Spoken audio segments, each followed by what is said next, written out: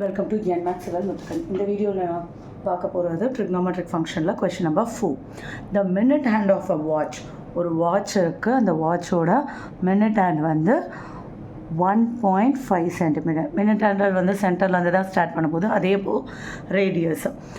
How far does it move in 40 minutes. So இந்த டிப் வந்து 40 minutesக்கு. ஸோ மினிட் வந்து 1.5 சென்டிமீட்டர். இதோட டிப் வந்து 40 minutesக்கு எவ்வளோ தூரம் மூவ் ஆகிருக்கும்னு கேட்குறாங்க. ஓகேவா? ஸோ இப்போ நம்ம கண்டுபிடிக்க வேண்டியது என்ன அப்படின்னா the length of the arc. So அப்போ நம்ம என்ன கண்டுபிடிக்கலாம்? ஃபஸ்ட்டு நமக்கு தெரிஞ்சது L is equal to R theta. இங்கே R வந்து 1.5 சென்டிமீட்டர்னு கொடுத்துட்டாங்க. இப்போ தீட்டா எப்படி கண்டுபிடிச்சிக்கலாம்? தீட்டா வந்து இவ்வளோ தூரம் மூவ் ஆகிருந்துச்சு. ஸோ 1 கம்ப்ளீட் சைக்கிள் எடுக்கிறதுக்கு மினிட் ஹேண்ட் வந்து 1 கம்ப்ளீட் ரொட்டேஷன் ஃபுல்லாக முடிச்சு எடுக்கிறதுக்கு எவ்வளோ சுற்றி இருக்கும்? 360 டிகிரி சுற்றி இருக்கும். ஸோ 1 hour ஃபுல்லாக அதை சுற்றி வர்றதுக்கு.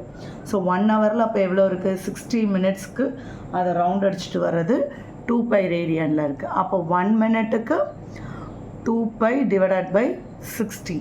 ஸோ இதை கட் பண்ணால் π/30. ஸோ நமக்கு 40 minutesக்கு அது ரொட்டேட் பண்ணி வரணும். 1 minuteக்கு π/30னா 40 minuteக்கு 40 × π/30. 0 கேன்சல். ஸோ 4π/3. ஸோ நமக்கு இப்போ தெரிய வேண்டியது என்னது அப்படின்னா தீட்டா வேல்யூ இது கண்டுபிடிச்சாச்சு. டேரெக்டாக L is equal to 1.5 × 4π/3.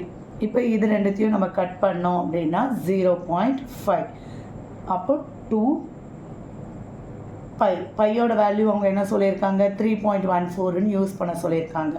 So 28.6 லென்த்துங்கிறதுனால சென்டிமீட்டர். அவ்வளோதான்.